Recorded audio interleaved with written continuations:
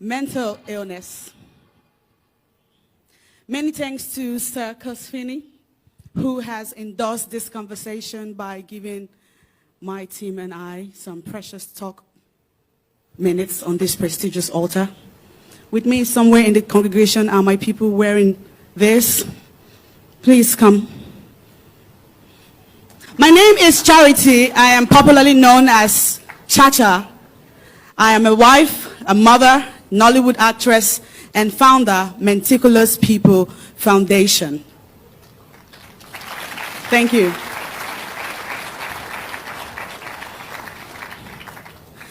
I turned 35 4 months ago.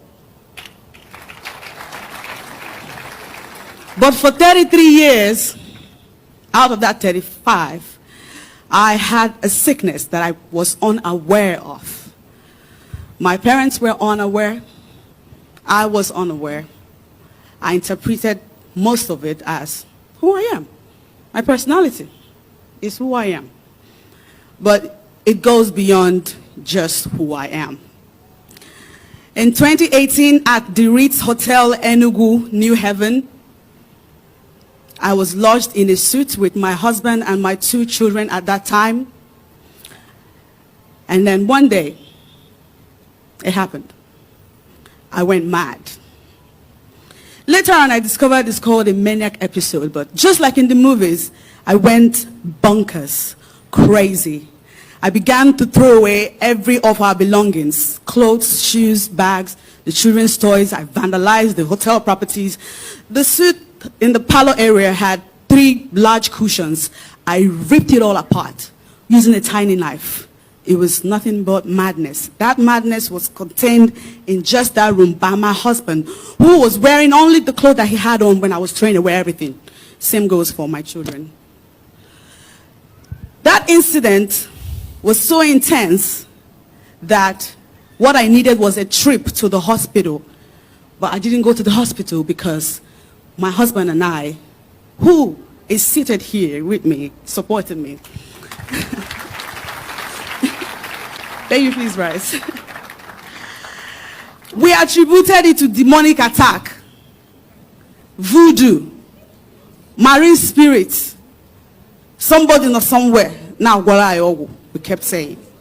Oh, it's Nollywood. You know you can get really envious in that industry. Oh, it's my father and my mother. They never supported this marriage.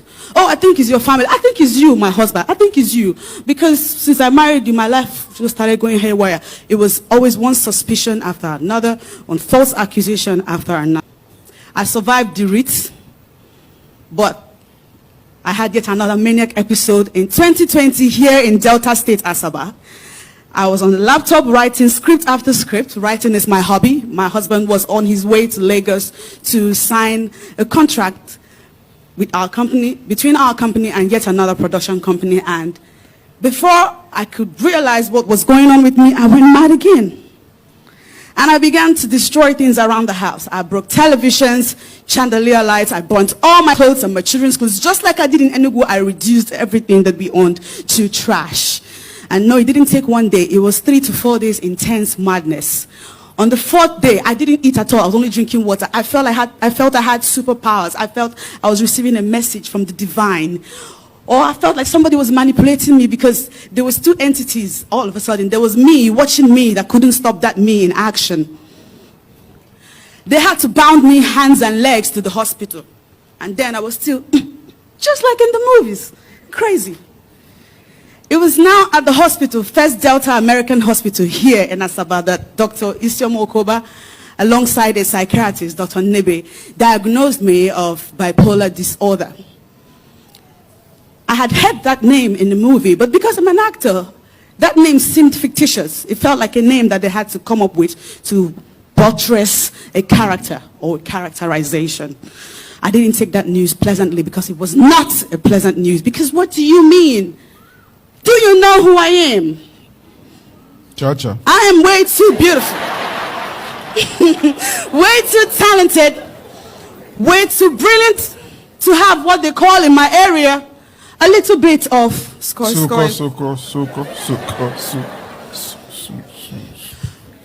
And that news came accompanied by yet another news that I found very impressive. All of a sudden, they said I was pregnant. We weren't expecting a baby, but I love babies. So I was like, yeah. I can't get away. I don't know what you're saying, bipolar, what?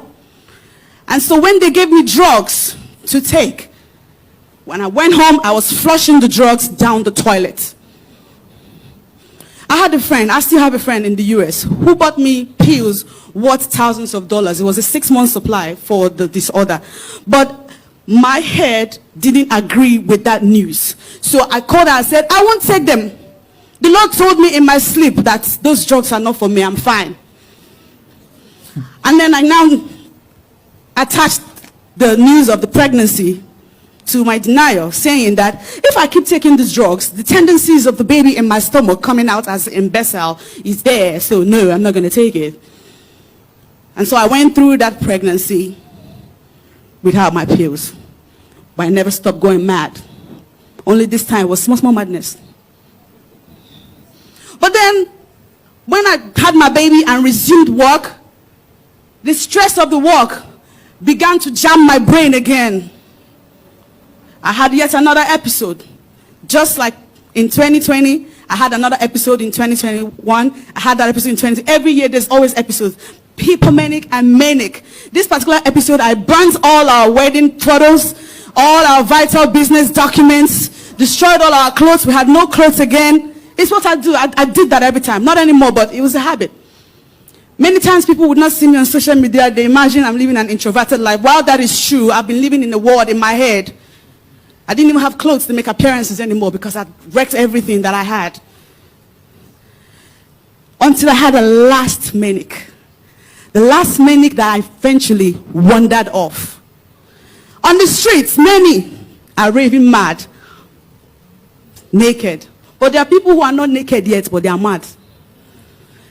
This particular manic, between April, May, June, July, of course, I burnt clothes, destroyed things, but I wandered off. 4 a.m. in the morning, my family were asleep, and I wore my clothes. I sneaked out of the house. Immediately across the gate, I take off. I was running. Nobody was pushing me, but I felt like somebody's trying to kill me. Hallucinations, delusions. It was all in my head. I ran to Lagos. It wasn't enough. I ran to Ghana. Now Bali, not Kwili. It is what it is, Pastor. Yes. It took the grace of God. God loves me to remind me of home. Because I love my husband and my 4 children at home, including a 1-year-old. But then I suddenly remembered home and I felt like, okay, the reason I ran is because this man here, I was convinced in my head that he wanted to use me to do rituals. The nature of my work doesn't support the sickness that I have. I make pretense for a living. Mm-hmm. People pay me to be pretending to be who I am not. And I've done it for over a decade plus. So I'm a guru at it. But all that pretense began to backfire on me because I began to lose myself in the midst of it all. Characters that I do not recognize were now jumping out of me. I'd come on social media and write nonsense. Non-existent things. And because I'm popular, people take me seriously. They'll take those words that I said seriously. They didn't even know I'm talking nonsense. They didn't know. They didn't know.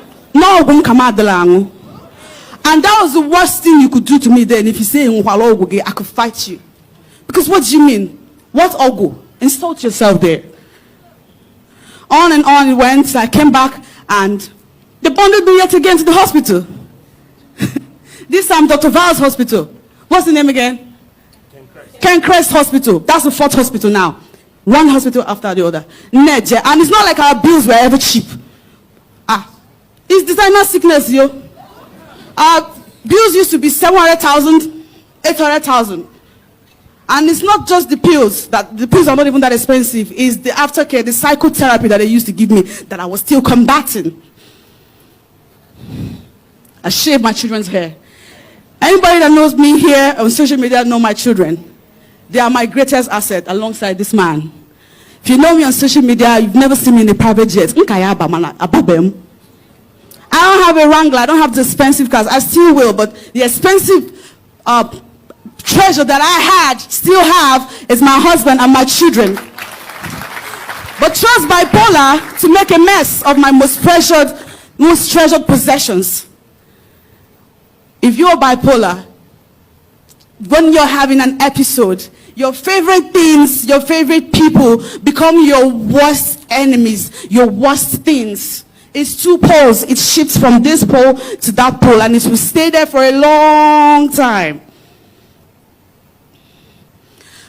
I suicide bombed my marriage on social media twice. The first one I couldn't account for it, but the second one, I'm a mama. Because I was very angry. Trust the devil to use vices like anger. I was angry for nothing. I felt like this man was ganging up with the doctors to lie to me because he has a plan to take my luck. On that day that they were driving me to the hospital, I made a big scene. I was screaming, "Kidnapper! Help me, he's a kidnapper!" And then people were stopping to help. But when they got to where we were, they realized, that's your husband. And then he'll tell them, she's not fine, I'm taking her to hospital. That brought up more aggression in me, like, hey, I promised myself, Chego, can I go DJ? Can I go DJ hospital? I'll stop marrying you. So that you will not be bundling me to these hospitals that you keep bundling me to, and they will stop giving me these drugs that I hate. I went to the police. I petitioned against my husband to the commissioner of police. They made him sign an undertaking to stay away from me. Because clearly he was my biggest trigger.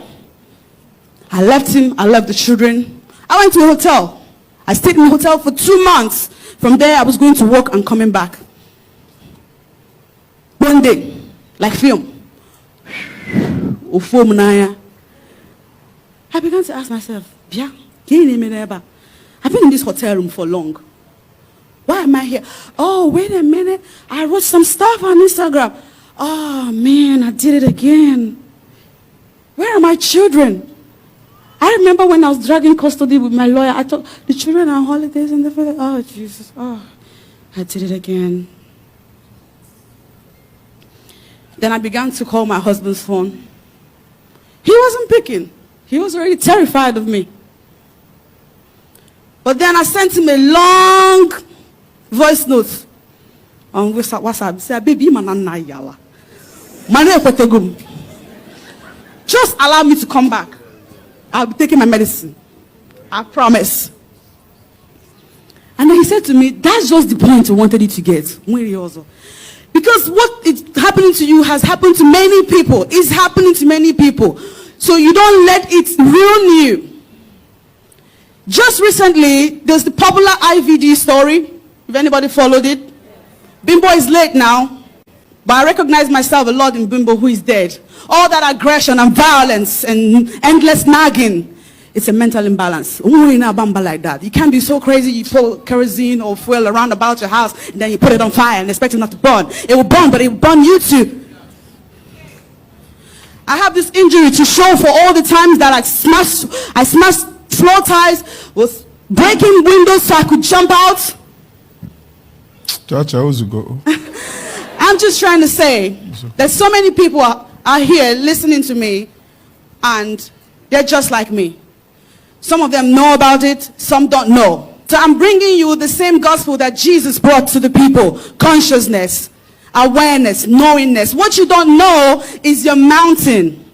From the moment I realized that bipolar makes me unstable in my moods and in my dealings with people, I began to make conscious efforts to be a better person.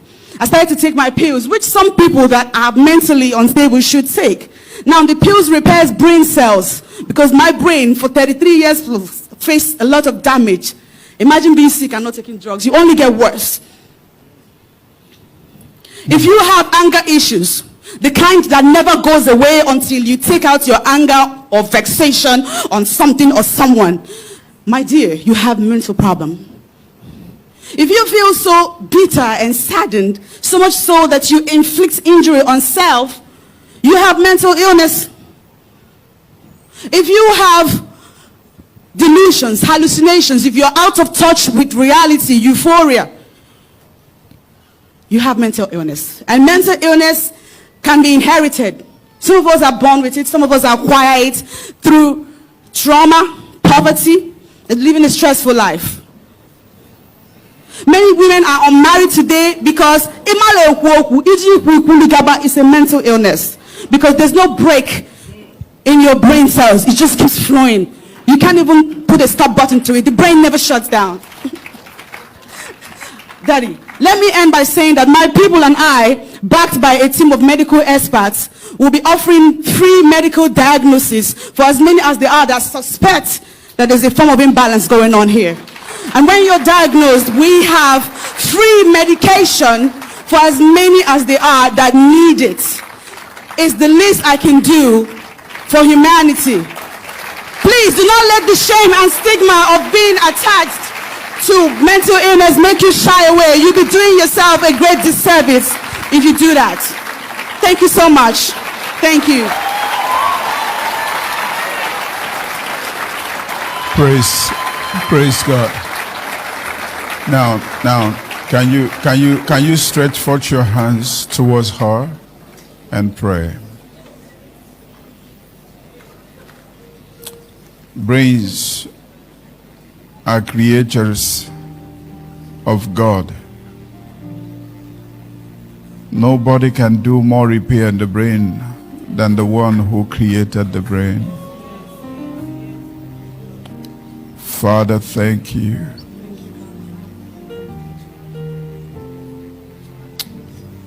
Jeremiah said, if you're willing and obedient, you will eat the best of the land. Your daughter is willing. She has yielded. Let the healing come, Lord. The one that is called perfect. Today, oh Lord, she's been inaugurated as an apostle into this particular mission to deliver women, to deliver men who are in this ailment. Give her a voice. Give her the fund. Give her the support to propagate this particular